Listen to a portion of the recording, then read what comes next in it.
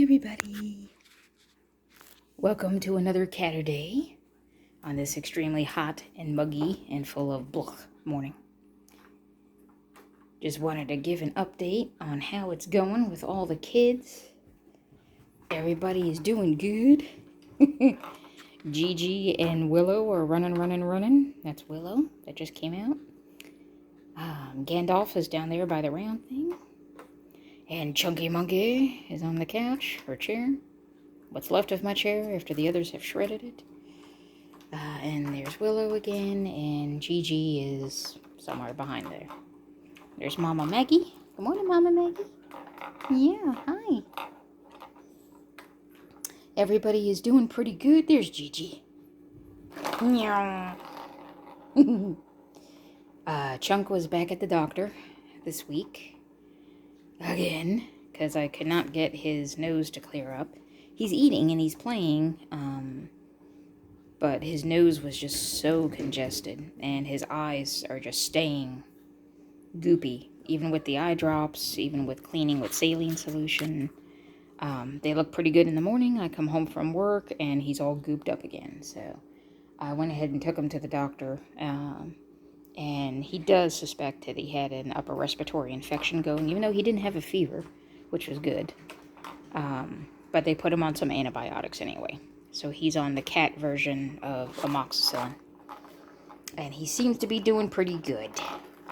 So he doesn't like it, but he knows he gets a treat if he's good and he takes it. So that's working out pretty good so far.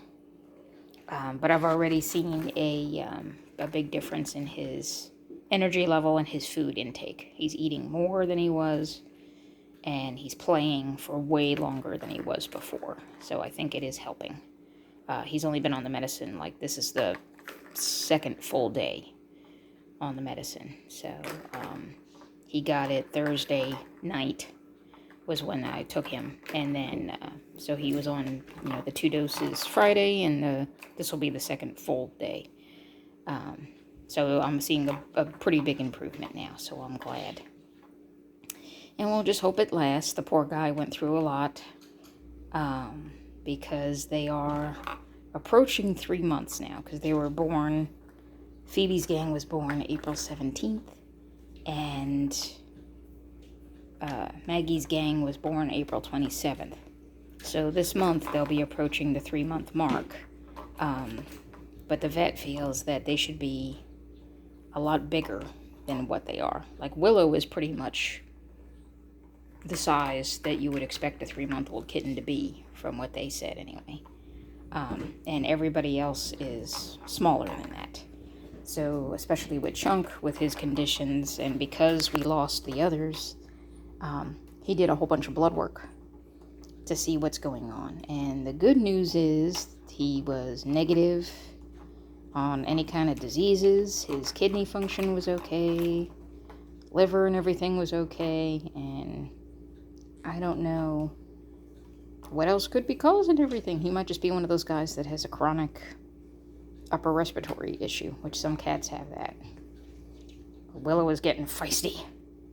And I gotta take a closer look at Willow, because the vet, when she was in, now granted this was itty bitty, so it's no reflection on my vet, because I had trouble telling. Because she hasn't been back since she was itty bitty. But they had said she was a female, but she was wrestling this morning and she actually moved her tail, and I'm pretty sure I saw something there that's not supposed to be there if she's a chick. So I'm gonna have to take another look later, maybe when she's sleeping. It's hard with her because she's very private. She's not a cat that runs around with her tail up all the time, and when she cleans, she likes to be in complete seclusion. She likes her privacy. She's like Shrek, yeah. So she just happened to be wrestling in front of me this morning, and I looked down and I was like, wait a minute, and then she took off. So I was like, I think Willow might be hiding a secret. I don't know. I'll have to look at that again. But otherwise, everybody else is doing good. Gandalf is playing with his fishy, right?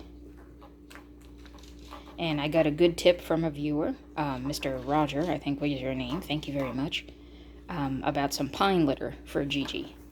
So, work was unhinged this week. You know, holiday week. It always gets a little bit crazier in the office. And I am, basically, I'm a bookkeeper. So I do, among other things. It's a small office, so I wear a lot of different hats, but mostly I'm accounts payable, but I'm also a little bit of a financial data analyst and a little bit of a supply chain assistant and a little bit of a, good Lord, payroll person and a little bit of an HR assistant and a little bit of a secretary and a little bit of a coffee machine fixer, psychiatrist, maid. You know how it is when you're in a small office. You wear a lot of hats. A lot of people in the office are young. They're good kids. You know, I call them kids. They're in their 20s. They're good kids. But it is kind of like being an office mom, which is weird because I never had kids. And I'm glad I didn't from what I've seen. Because, like, you know, you use the last roll of the paper towel. Don't leave the empty cardboard tube sitting on the paper towel holder. That's dumb. All you gotta do is turn around from under the cabinet, grab a new roll, and put it on. And do they do that? No. Because they're brain damaged. It's like, I don't get it. Reminds me of that old Bill Cosby skit. Brain damaged children. But anyway. So, work was completely unhinged, so I didn't have time to get to the pet store and see if I can find the pine pellets that Mr. Rogers suggested. So we're going to try that for Gigi and see if maybe she'll use that instead of just the puppy pad for her potty. But kudos to her, she always goes back to the same place, so it's not like she's just randomly going wherever. So at least she's got the idea. That's what's important. So yep, so we'll try the pine pellets or wood pellets. Right, Miss Gigi? We know for a fact you're definitely a chick. No questions asked. Yeah.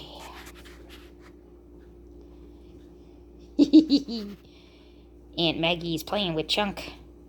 Look out, Chunk. Aunt Maggie's gonna get you. The other good news with Chunk is they were able to take I guess the non-gross way to say it would be a fecal sample, to check basically to see if he's got any worms in his poop, and he doesn't. He's clear now. So, at least after the battle with the worming medicine that upset his stomach so much, bless you, Gandalf, we know that it worked. He is completely free of worms officially, so that's good to know. Because everybody got the same treatment, so odds are if it worked in him, hopefully it worked in everybody else too. Right, Gandalf?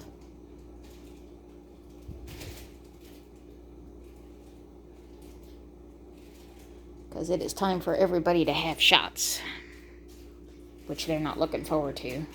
They usually have them, I think, well before this, but because everybody is small and underweight and has had... Whoop, focus, camera, what are you doing? Hello? Okay. Camera is freaking out. There we go. Okay. I just have my phone. I don't have a fancy schmancy camera, so sometimes it just kind of, screws up. So they have rediscovered the kitty tree where Gandalf and Gigi grew up. But they have rediscovered how much fun it is to climb to the top of it and go down and bite the rope and go crazy. And Mama plays on it with them. There's Maggie.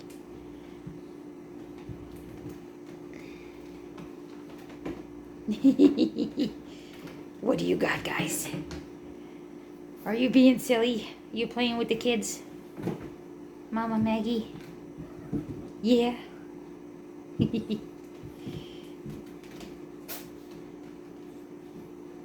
Say, Gandalf remembers that because that's where he grew up.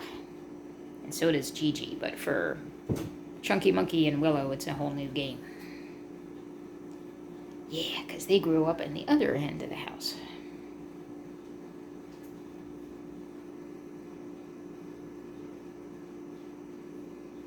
Yeah.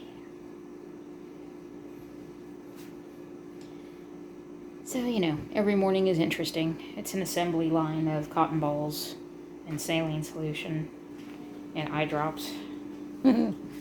And everybody gets, don't worry, the leaf blower there in the corner is got no battery in it, so they can't accidentally turn it on or anything. I keep it in the house because I used to keep it just on the porch, and I picked it up to work on it one time, and I got a very unpleasant, creepy critter surprise coming out of it, and it freaked me out. I have a thing. I'm a little Miss Buffett. Like, if it's got 8 legs, I want to go after it with a sledgehammer. You know, I'm the kind of person in videos, you'll see them, like, almost blow up their house to get rid of a spider that's, like, a quarter size. I'm like, hell no. Which is why you'll never see me in a tropical state. You'll never see me go on vacation somewhere in the tropics because of what's creeping around down there. Ain't no way in hell. Right, Mama? Okay, let's not destroy what little bit of paper towels I have left, please. You guys are silly.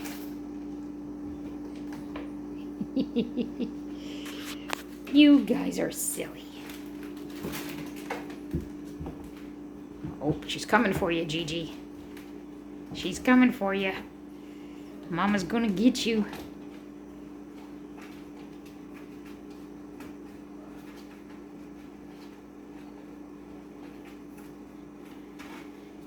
Willow is just hanging out in the cubby. Like, whatever, you. Here, she's gonna get her. Be careful, Mama. You're bigger than them. You're gonna fall faster than they. I told you. You're gonna fall faster than they are. You okay? Okay. At least you got paper towels to land on. And a leaf blower. So don't land on a leaf blower. That would be bad. So all the babies are good. There's my Alex. What's up, Alex?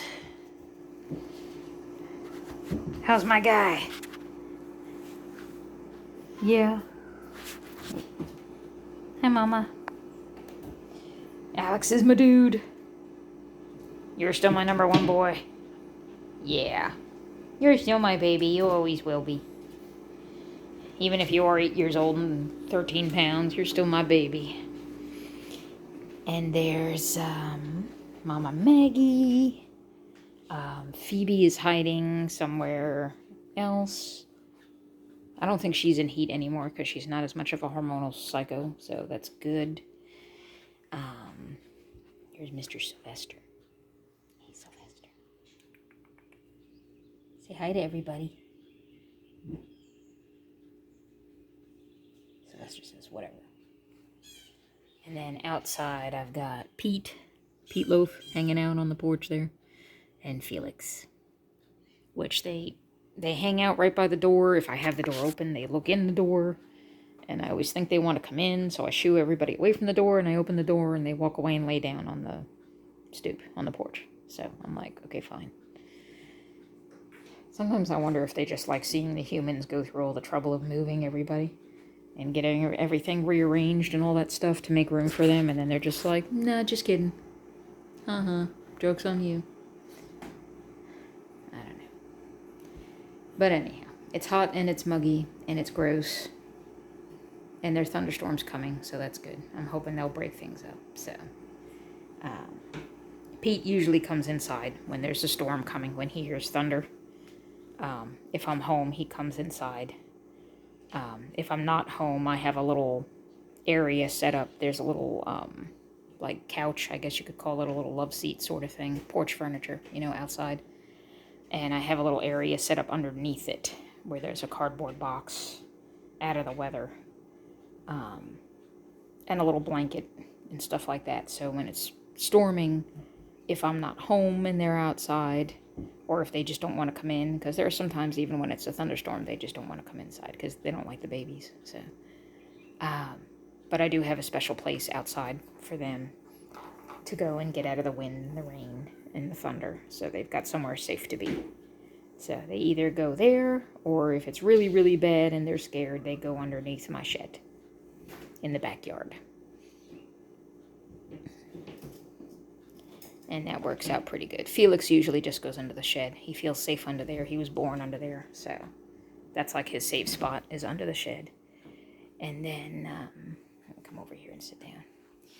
And Pete will come inside if I'm home. If not, he goes in that little sheltered area underneath the porch, and he stays out of the weather. So they've all got somewhere safe to go if there's a storm.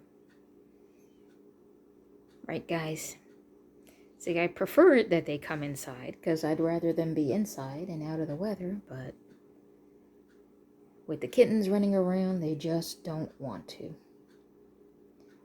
But that'll be okay, because pretty soon they'll be ready for adoption. They've just about completely stopped nursing.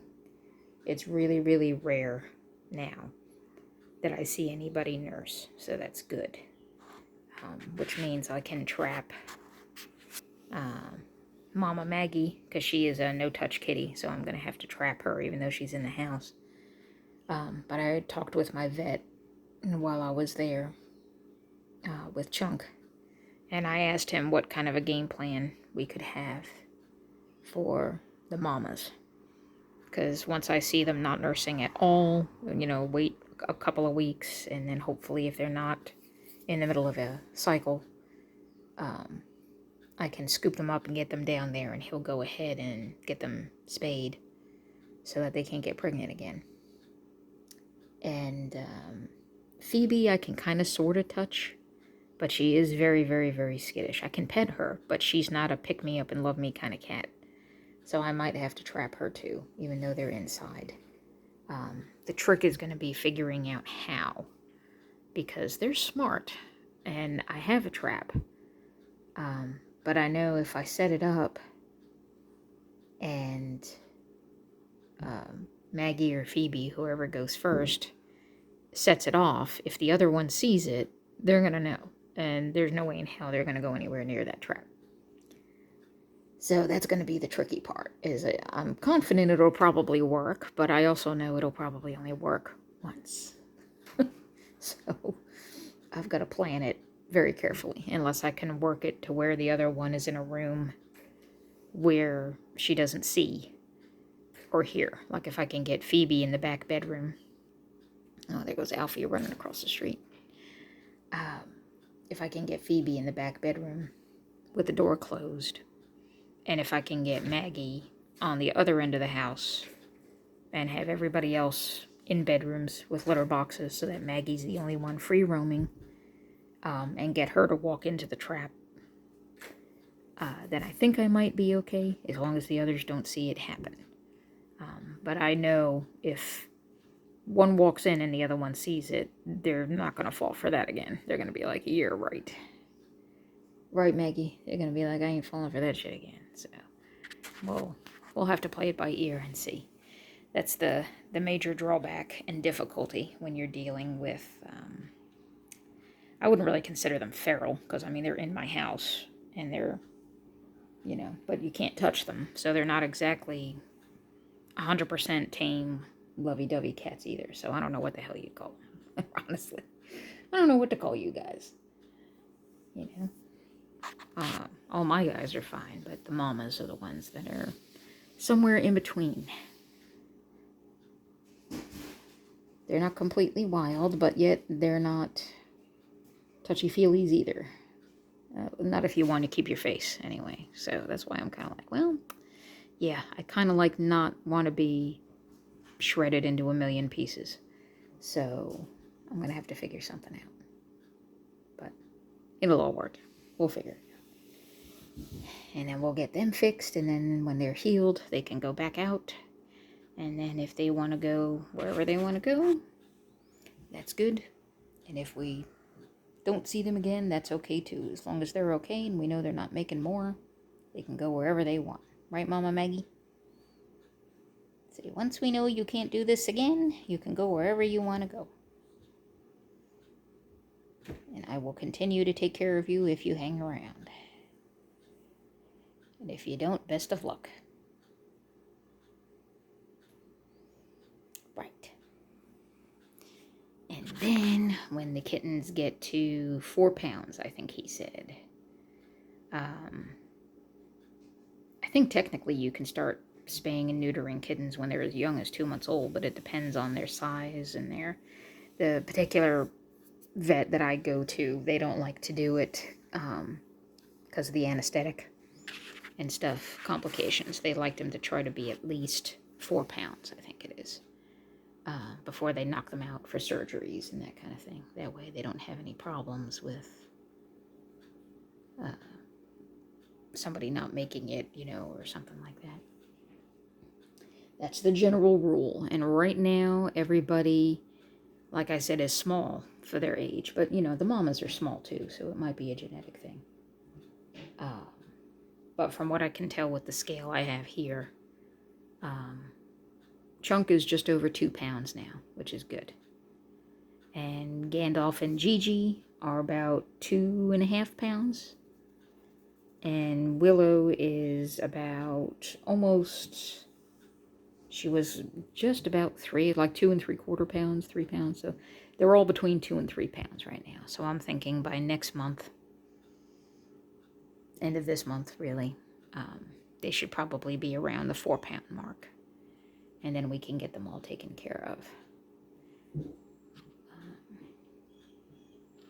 Because if they follow suit, I'll definitely do it by the time they're 4 months. Definitely. But if they're anything like the mamas and all the other cats that I've had, they're all part of the same colony. So they're all brothers and sisters and aunts and uncles and cousins and grandmas and everything else of the group of cats that I happen to have hanging out in the backyard.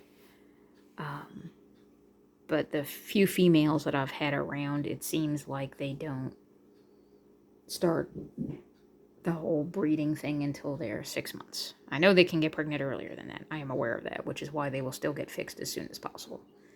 But if they follow the same pattern as everybody else that's been part of this colony, it seems like it doesn't start to happen until they hit 6 months. That just seems to be their genetic. Right, Mama? That's what happened to you. It started at 6 months, and I said, okay, I gotta get her trapped, and then I had lots of problems with my teeth, and a root canal, 3 crowns, and God knows what else, and $5,000 later, I was broke, and I'm like, okay, well, that ain't gonna work right now. I do not recommend having root canals and 3 crowns without dental insurance. That sucked pretty hard, but we got through it.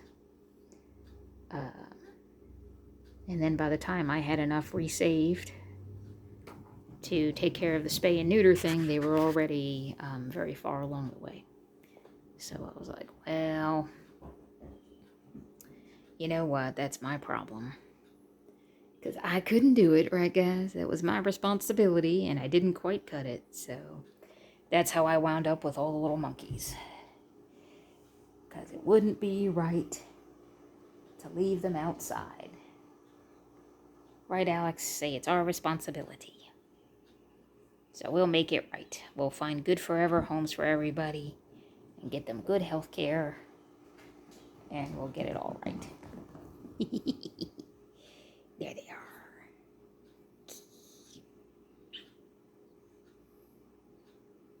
What you doing? As you can tell, Chunk is feeling much better. Because he was not doing this a couple of days ago.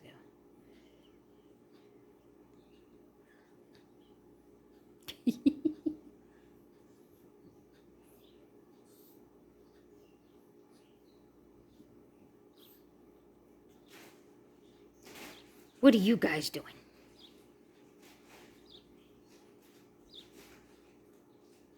You guys are silly.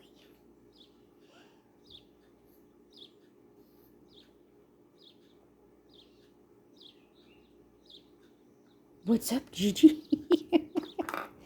What's up, Gigi?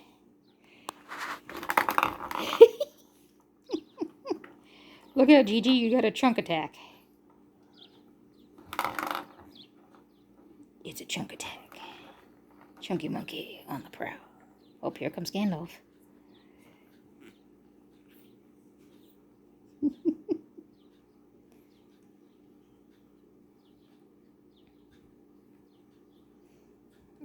Now he's gonna go get Will. Yes, everybody's favorite game now is kick him in the head. That's the game of choice, right? That's everybody's new choice. Grab him and kick him in the head. Don't try it on Alex. I don't recommend that. Thank you. It's like, please, I don't want to be at the emergency vet today because he will kill you.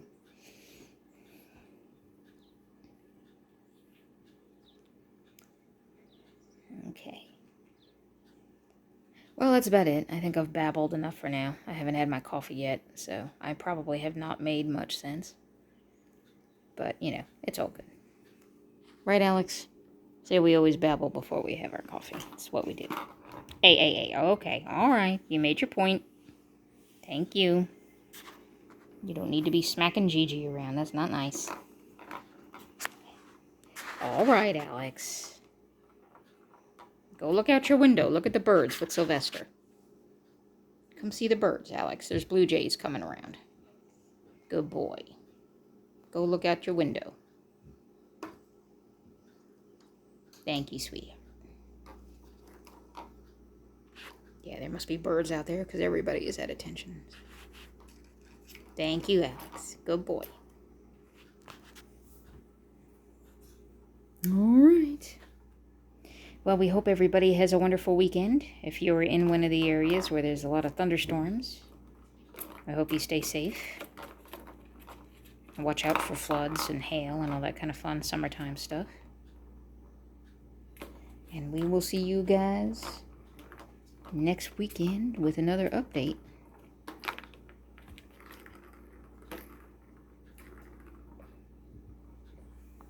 Okay, guys.